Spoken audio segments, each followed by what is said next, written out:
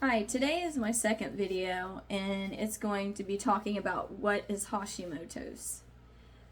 It's also known as Hashimoto's thyroiditis. So if I keep looking down, I'll be reading some stuff from my laptop because there's just a lot of information. That's a lot to write down. So Hashimoto's was named after a Japanese man named Hikaru, sorry if I butchered the name, Hashimoto. He lived from 1881 to 1934. He was a Japanese physician, and he was from the medical school at Kyushu University. And I'm going to read some from my laptop because it's a lot of information.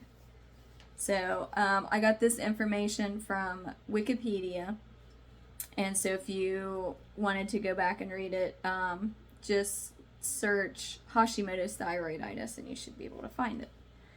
Okay, Hashimoto's thyroiditis, also known as chronic lymphocytic thyroiditis and Hashimoto's disease. It's an autoimmune disease in which the thyroid gland is gradually destroyed, and it's your autoimmune system attacking your thyroid. And so it's not actually you have just a thyroid issue on its own. It's your autoimmune system attacking your thyroid, causing you to have a thyroid problem. Early on symptoms may not be noticed. Over time, the thyroid may enlarge, forming a painless goiter. Some people eventually develop hypothyroidism with accompanying weight gain, fatigue, constipation, depression, hair loss, and general pains. And then I'll get into, probably not in this video, probably another video when I talk about my symptoms and how I came to find out that I had it. And a little bit about family history and stuff with Hashimoto's. Because there's, I guess I can explain more in depth of things that I've experienced that some other people might not think that it's a symptom of that. After many years, the thyroid typically shrinks in size. Potentially complications include thyroid lymphoma. Furthermore, because it is common for untreated patients of Hashimoto's to develop hypothyroidism, further complications can include, but are not limited to, high cholesterol, heart disease, heart failure, high blood pressure, and I'm not sure how to say this, but myxedema, and potential pregnancy problems. Hashimoto's is thought to be due to a combination of genetic and environmental factors. And then in another video, I'll talk about how I think mine became active. Okay, well, let me figure out how to scroll down here. There we go. That's stuff popping up here.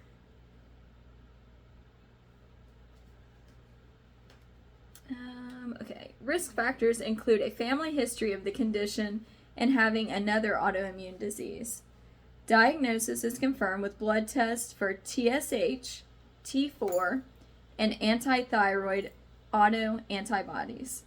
Other conditions that can produce similar symptoms include Graves' disease and non-toxic nodular goiter. Hashimoto's thyroiditis is typically treated with levothyroxine. If hypothyroidism is not present, some may recommend no treatment, while others may treat to try to reduce the size of the goiter. As far as I know, I do not have any. Those affected should avoid eating large amounts of iodine. However, sufficient iodine is required, especially during pregnancy. Surgery is rarely required to treat the goiter. Hashimoto's thyroiditis affects about 5% of Caucasians at some point in their lives. It typically begins between the ages of 30 and 50 and is much more common in women than in men. I'm 44, and I'll also tell in another video about what age I think it started. Rates of the disease appear to be increasing. It was first described by the Japanese physician Hikaru Hashimoto in 1912. In 1957, it was recognized as an autoimmune disorder. So you can see that was so that was a really long time from the time he had kind of discovered it and when it was actually recognized as an autoimmune disorder. And he had written a book about I'm trying to think what it was called. He had wrote a book and described this other thyroid condition, and then he discovered the Hashimoto, and they just didn't want to recognize it as an autoimmune disorder or even as a thing, and eventually it did get recognized. Many symptoms are attributed to the development of Hashimoto's thyroiditis. The most common symptoms include fatigue, weight gain, pale or puffy face, feeling cold, joint and muscle pain, constipation, dry and thinning hair, heavy menstrual flow or irregular periods, depression, panic disorder, a slowed heart rate, and problems getting pregnant and miscarriages. And a lot of these things listed on here I experienced, and I'll go into that again further in a different video. Hashimoto's disease is about 7 times more common in women than in men. It can occur in teens and young women, but more commonly appears in middle age, particularly for men. People who develop Hashimoto's disease often have family members who have thyroid or other autoimmune diseases, and sometimes have other autoimmune diseases themselves. The thyroid gland may become firm, large, and lobulated in Hashimoto's thyroiditis, but changes in the thyroid can also be non-palpable. Enlargement of the thyroid is due to lymphocytic infiltration and fibrosis rather than tissue hypertrophy. While their role in the initial destruction of the follicles is unclear, antibodies against thyroid peroxidase or thyroglobulin are relevant, as they serve as markers for detecting the disease and its severity. They are thought to be the second products of the T-cell mediated destruction of the gland. And let me see. Let me look down here. My notes. Let's see.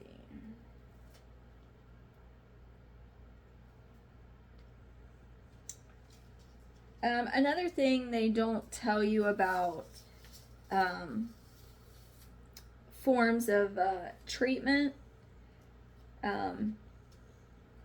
Your only options aren't medication or surgery. I've watched some doctors on here on YouTube and that talk a lot about Hashimoto's, and there's natural ways that you can help help your body heal. And I've read that it is possible to have Hashimoto's go into remission. So that's my goal, is for mine to go into remission. But some other ways to heal your body of Hashimoto's and many other different health conditions.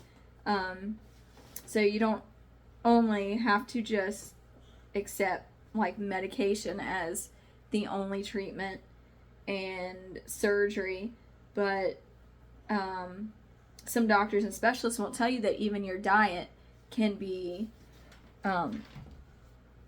a way to help your body heal from the damage that could potentially already be done to your body. The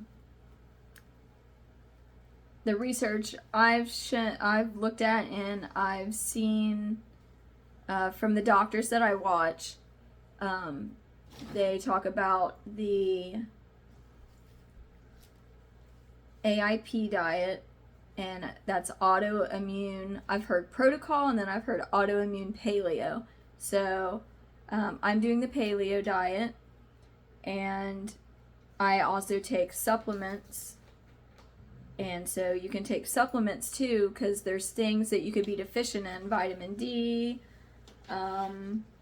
selenium, magnesium. There's just lots of things. So there's other ways that you can treat it to heal your body. And a lot of people that just go the route of taking medicine, the levothyroxine, sometimes their thyroid just eventually burns out, and the doctors think that's the solution. And that's not the best solution, because who wants something in their body that's not functioning right to just stop altogether? You kind of want to try to fix it and to get it to work right, because overall that's going to help your whole body. Because once your thyroid goes out, then your hormone levels aren't going to be where they need to be, because your thyroid produces hormones too. So then that can cause different things in your body to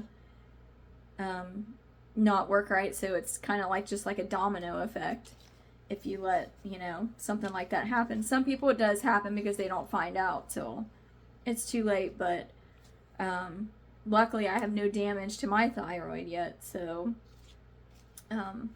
by changing my diet and taking the supplements and even exercise is really good too, because that helps with your thyroid hormones too.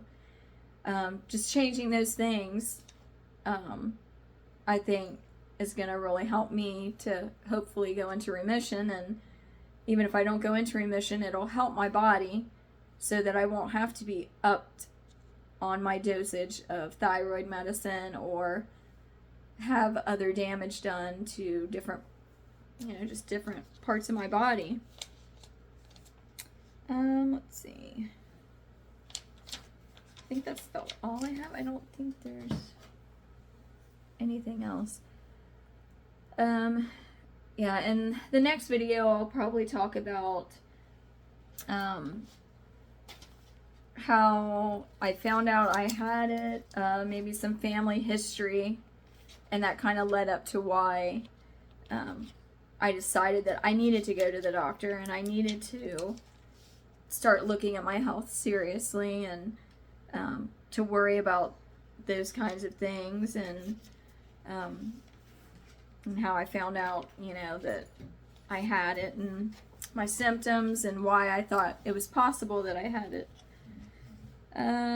So yeah, and then I'm not sure, depending on how long that video is, I will go into maybe further different things that can cause your body to, like your Hashimoto's, to kind of activate in your body, and like what I think caused mine to activate.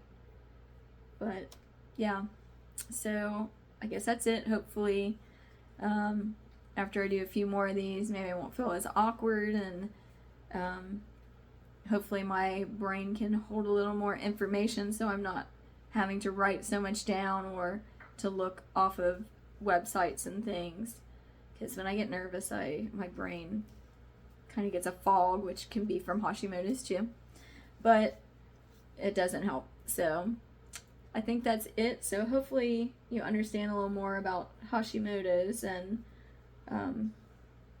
what it is, and that it's more common than people know. A lot of people go undiagnosed and end up with other health issues before they find out, or they still may not find out and just live their whole lives and not know. So thanks for watching, and I will see you next video. Bye.